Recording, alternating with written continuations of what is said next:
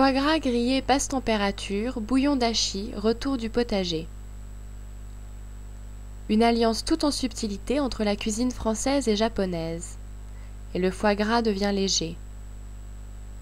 Le bouillon d'achi se fait avec du katsuobushi, copeaux de bonite séchés, que l'on trouve dans les épiceries japonaises ou sur l'internet. Cette recette de Bertrand Grébeau vous sera présentée par Gilles. Alors là, on parle de potager parce qu'on est quand même clairement sur des légumes de printemps. Oui. Je vois petits pois, asperges vertes, donc c'est une recette qui est quand même sur la carte de printemps. Bah, c'est une recette qui est idéale au printemps, puisqu'on peut jouer avec une grande variété de légumes, une grande diversité de légumes. Après, on peut l'adapter à toutes les saisons. On peut la travailler en hiver, plus sur des racines, du panais, de la betterave. Mais elle est vraiment plaisante avec les légumes verts, l'asperge, le petit pois, la fève, les carottes nouvelles. Là, le bouillon d'achi, c'est un bouillon à base de copeaux de bonite séchés et d'algues kombu. C'est quelque chose qui se trouve dans les grandes villes en épicerie. Il y a des épiceries japonaises spécialisées. Et puis sinon, il y a énormément maintenant de sites internet qui font de la vente par correspondance de produits typiques japonais. Et c'est quelque chose qui est très utilisé dans leur cuisine, donc qui est de toute façon assez facile à trouver lorsqu'on sait que ça existe. Du jus de yuzu.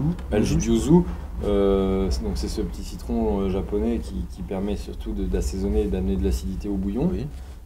Maintenant, ça peut être remplacé par un citron jaune ou un citron vert même. Ouais, il faut demander à son boucher ou dans une épicerie fine qui fait des produits de ce type, qui fait des produits frais, un foie gras très frais, qui a été éviscéré le plus tard possible. Oui. Voilà, un foie gras de canard. Canard, c'est plus canard que ouais, moi. Sur la recette, je dirais que canard est plus adapté. D'accord. Alors, les légumes, on va les cuire séparément dans l'eau salée. C'est pour que les goûts de chaque légume ne se mélangent pas. C'est que chacun garde son goût. Alors, comment c'est surtout parce que chaque légume a une tenue différente et un temps de cuisson différent. D'accord. Et que les cuire tous en même temps, ça nous ferait avoir un résultat hasardeux. Et tu peux utiliser la même eau alors, tu t'enlèves les... Pour les légumes verts, on peut Oui. utiliser la même eau. Après les petits pois, lorsqu'ils sont très frais, on n'est même pas obligé de les cuire. Il suffit de les écosser et de les mettre à cru dans le bouillon. Les asperges vertes, c'est bien de les blanchir quelques minutes selon la taille. Et ensuite, pour ce qui est des légumes, des petites racines, des carottes, là par contre on les cuit dans l'eau avec la peau et on les épluche après cuisson. D'accord. Voilà. En gardant toujours l'idée de croquant. Hein, Ouais. Oui, c'est important. Une carotte, c'est simple, il faut du...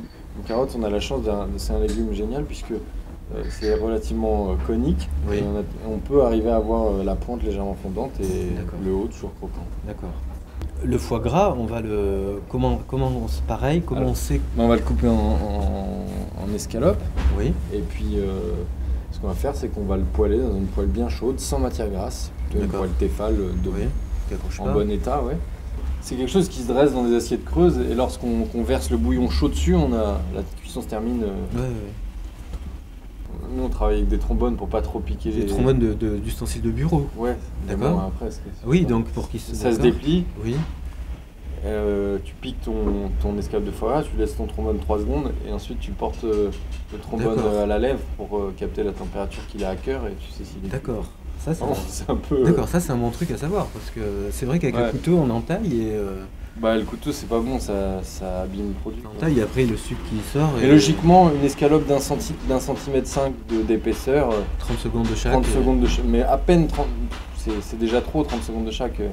20 secondes de chaque avec ensuite un peu de repos, 1 minute de repos et c'est cuit. Hein. Quelque chose qui se mange à peine cuit.